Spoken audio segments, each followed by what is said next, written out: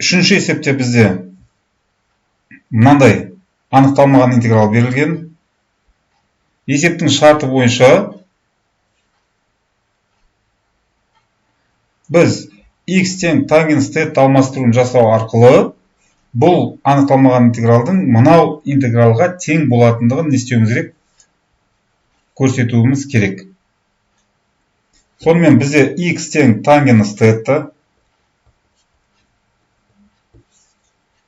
Онда dx неге тең болатындығын анықтайық бірінші.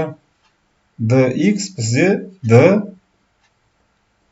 тангенс теттаға тең. Яғни тангенс теттаның дифференциалына тең болады.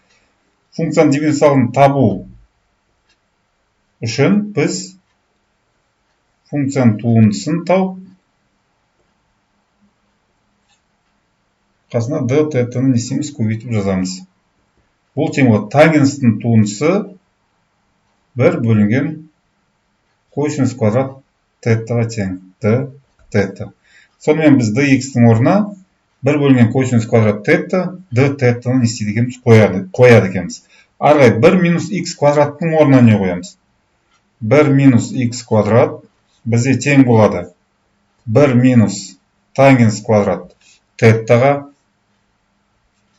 Ол тең. Бұл жерде тангенс квадрат теттаны синус және косинус арқылы өрнектейтін болсақ, 1 минус синус квадрат тетта бөлінген косинус квадрат теттаға тең болады. Тангенс квадрат тетта.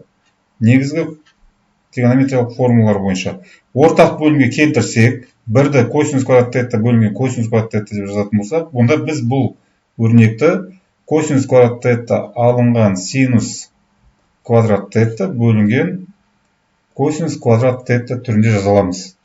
Енді косинус квадрат тетта алынған синус квадрат тетта формула бойынша, тригонометриялық формула бойынша косинус 2 тетта бөлінген косинус 2 теттаға тең болады. Бөлшектің бөлімінде косинус квадрат теттаның өзі қалады. Яғни біз 1 минус x квадратты осы түрде не істей аламыз? Жаза аламыз.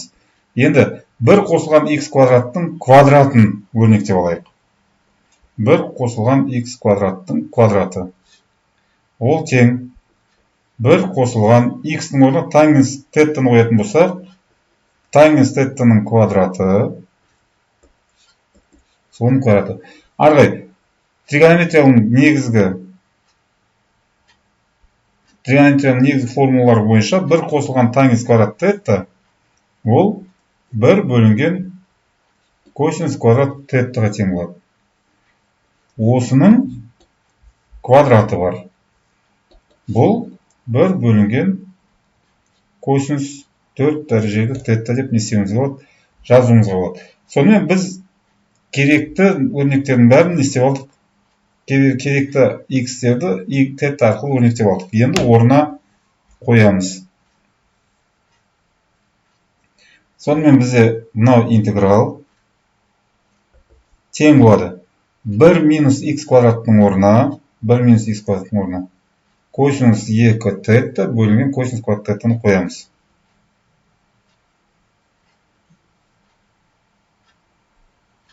Косинус 2 тетта бөлінген косинус квадрат тетта. Бұл бізде бөлшектің алымы болады. Бөлшектің бөлімінде 1 қосылған x квадраттың квадратының орнына мына өрнекті қоямыз. 1 бөлінген косинус 4 дәрежелі тетта. Қойдық. Көбейтілген dx-тің орнына біз 1 бөлінген косинус квадрат тетта d теттаны қоямыз. Енді біз бұл өрнектерді былай деп жазаламыз. Бірінші, мына бөлшектің алымына бөліміне көбейтейік. Сонда бізде мынау косинус квадрат тетта 1 бөлінген косинустың 4 дәрежесі теттамен не істейді? Қысқаратындығы көрініп тұр. Біздің интегралды былай деп жазаламыз. Интеграл косинус 2 тетта бөлінген косинус квадрат тетта осыны біз бөлуіміз керек. Мынау мен мынау екеуі қысқарады. Косинус квадрат пен 4 қысқартамыз. Сонда 1 бөлінген косинус квадрат тетта қалады. Д тетта. Енді бөлшектің алымында бөлімінде косинус квадрат тетта көбейтетін болса, онда мынау мен мынау қысқарады, мынау мен мынау қысқарып кетеді. Сонда біздің интеграл мына түрде жазылады. Косинус 2 тетта бөлшектің бөлімінде 1 қалады. Мына жерде бөлшек қысқарып кетті. Д тетта. Бізге есептің шарты бойынша мынау интегралдың осыған тең болатындығын не істеу керек? Көрсету керек болатындығын біз соны жазып көрсеттік қазір.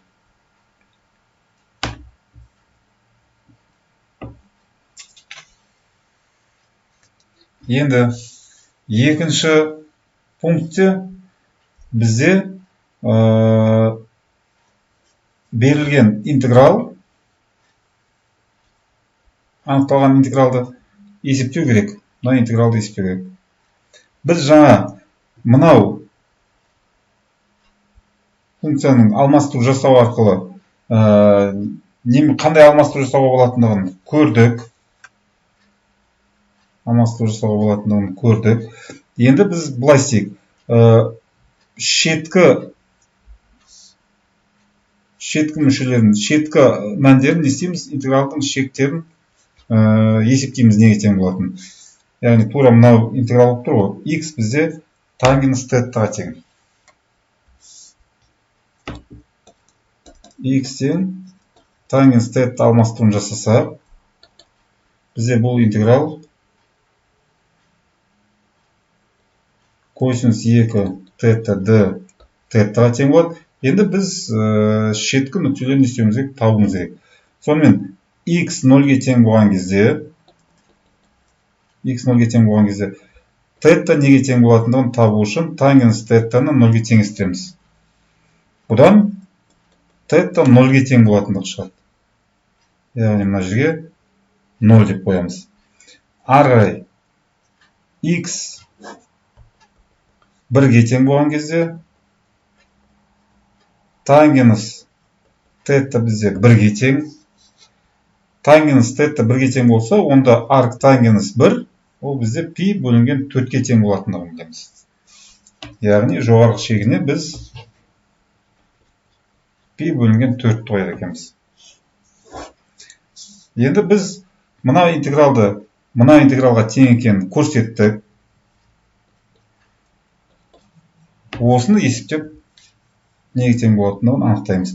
Косинустың алғашқы функциясы синус болады. Бірақ бізде теттаның орнына 2 тетта болғандықтан мына жерге 2 теттаны жазамыз. Сөйтіп тетта не нәрсеге көбейтіліп тұр, соған кері санға көбейтеміз. Біз қазір косинус 2 теттаның алғашқы функциясын таптық. Осының 0-ден пи бөлінген 4-ге дейінгі өсімшесін есептейміз. 1 бөлінген 2 синус 2 көбейтілген пи бөлінген 4 алынған 1 бөлінген 2 синус 2 көбейтілген төменгі шегі 0 тең 1 бөлінген 2 көбейтілген синус пи бөлінген 2 қалады минус 1 бөлінген 2 көбейтілген синус 0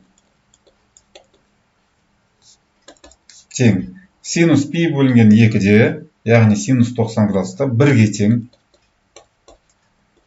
минус синус 0-ден 0-ге тең. Бұдан бұл өрнектің мәні 2-ден 1-ге тең болады. Сонымен есептің жауабы 1 бөлінген 2 немесе 0,5.